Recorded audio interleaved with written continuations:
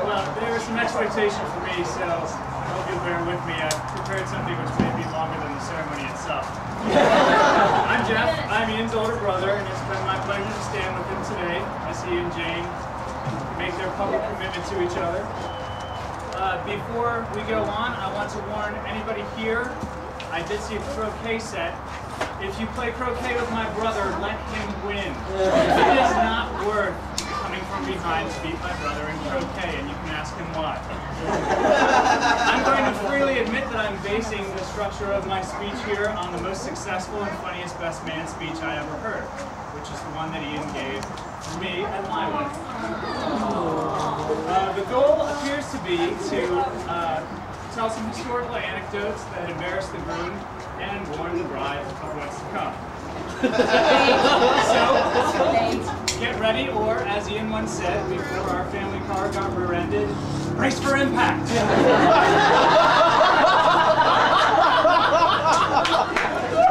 Now, his speech at my wedding certainly put the pressure on me here, which is kind of an interesting reversal of our childhoods, because I'm 6.5 years older. And so I imagine Ian came up through his childhood feeling a lot of pressure. He bore through it pretty well, though, I have to say. I set some swimming records at the pool. Ian broke them. I played on a local soccer team. Ian was invited to play with the select traveling soccer team. I scored fairly well on the SAT. Ian aced the test. I do have to say, though, that while Ian was acing the test, his friend Sean had the smarts to ask Jane out while high school was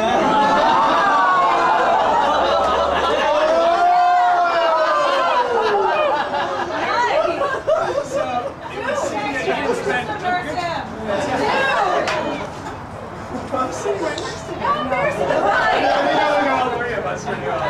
She's family now, too. So, it would seem that Ian spent a good portion of his childhood trying to catch up with me to fill my shoes. However, it's been a long time since he could squeeze into my shoes, both literally and figuratively. I think Ian, like his bride, has carved out his own unique path in life. Hers just happens to involve more college degrees.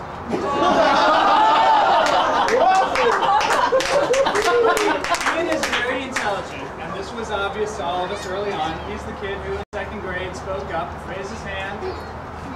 Well, actually, right now, because of its irregular elliptical orbit, Pluto is not, in point of fact, the planet furthest from the sun. Nobody likes that kid. Another time, now Santa Claus used to come, and Santa always left presents for me on the left side of the tree, presents for Ian on the right side of the tree. So one year we come out, and on Ian's side of the tree, there's a copy of Stephen Hawking's book, A Brief History of Time, which, as any of you who are familiar with him will know, there are not very many illustrations in that book. On my side of the tree, there was a copy of the Cartoon History of the Universe, Part 1. And there was absolutely no debate on if Santa had switched anything whatsoever. I know a lot of you are physicists.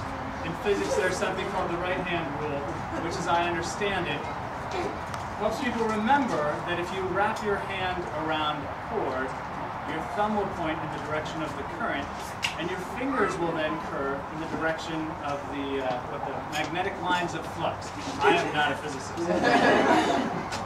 Now, Ian is a guy who cannot be bothered to remember equations going into a final exam because I can always just derive anything I need anyway. So Ian uses the right-hand rule to remember which hand is his right hand.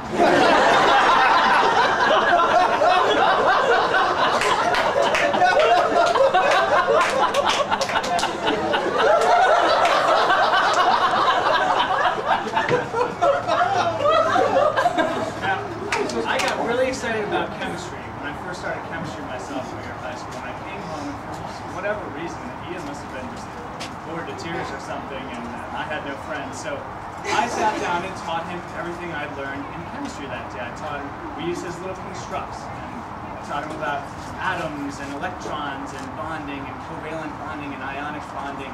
And that was pretty much the last scientific thing I could ever teach my brother. Because after that, I had imparted everything I knew, and from that point on, he was smarter than me. He didn't need to learn anything from me until he got his learner's permit, and he needed someone calm to help teach him to drive. What do you mean calm? You know what I mean. So, with a brother as intelligent as Ian is, I think it's only fun to go through and relate to you some of his better mistakes, so that Jane will know what to look out for in the future. There are two types of truffles. One is a mushroom, the other is chocolate that has nothing to do with a mushroom. I never corrected Ian on that one. Or for me. It is not actually most convenient to pack every book you own in one single large box. Especially if you live on the 4th floor of a building with no elevator. Even if you can lift it. Ian, speaking of those, constructs things, he made up this term, club. It's an onomatopoetic term for a suction cup. It actually kind of makes sense. We all thought so, and we also thought it was very cute that he called suction cups clubs. And we did him the great disservice of never telling him that he made that word up, and that no one in the rest of the world would understand what he meant when he said, "Hand me a club."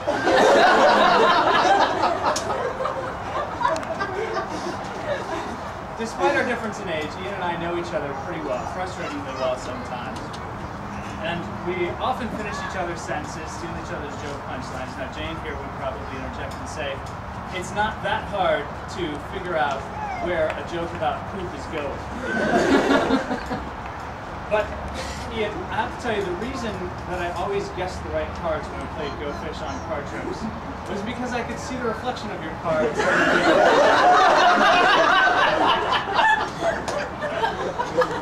after Ian got tired of losing to me, we would sort of brainstorm ideas and think up these impenetrable fortresses and stuff. One time we were thinking about traction and vehicles and how you can get the best traction, all-wheel drive, four-wheel drive. Ian throws out this idea, like he's the only person to ever have it. You know what would be ideal? Is a vehicle that could lay down a road surface in front of itself, travel across it, and then pick up the road surface again. This time, I was more than happy to jump in there and say, we have those. We call them bulldozers and tanks. I guess as smart as Ian is, you can't let him intimidate you. And that's why we love Jane so much for Ian. Because she doesn't. He needs somebody who can match him and sometimes best him. And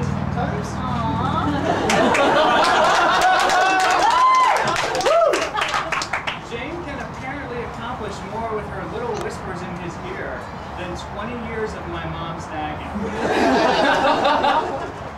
I want to finish, I'm almost done, I want to finish with a story from the swim team.